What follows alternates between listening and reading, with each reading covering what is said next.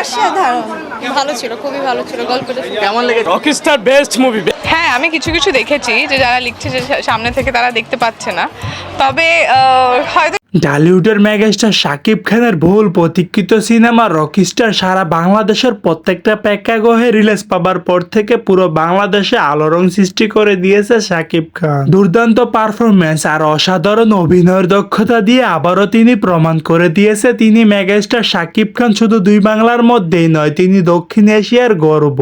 তাদের লাইফ কখনোই সুন্দর হয় না, তাদের লাইফটার শেষটা ভালো হয় না।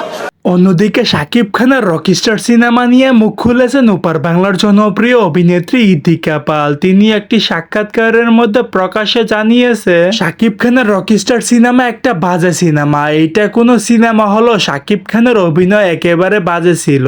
দর্শক, রকিস্টার সিনেমার মধ্যে ইতিকা পালকে না নেওয়ায় হয়তো বা তিনি তার ক্ষোভ প্রকাশ করেছেন। এবার আপনারাই বলুন, রকিস্টার সিনেমাটি কি দেখেছেন আর আপনাদের কেমন লাগলো? অবশ্যই ব্যক্তিগত মতামতটি জানিয়ে দিবেন ভিডিও কমেন্ট বক্সে। তাদের লাইফ কখনোই সুন্দর হয় না, তাদের লাইফটার শেষটা ভালো হয় না।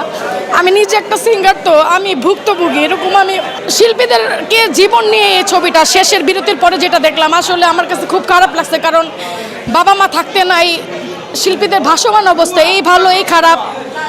তারপরে শেষে যখন সে সুখের মুখ দেখলো তখন সে তার ওয়াইফটাকে হারাইলো। আসলে সো দর্শক, আজকের এই ভিডিওটি এই পর্যন্তই। যদি ভিডিওটি ভালো লেগে থাকে তাহলে ভিডিওতে একটি লাইক, একটি কমেন্ট আর অবশ্যই চ্যানেলটি সাবস্ক্রাইব করতে ভুলবেন না।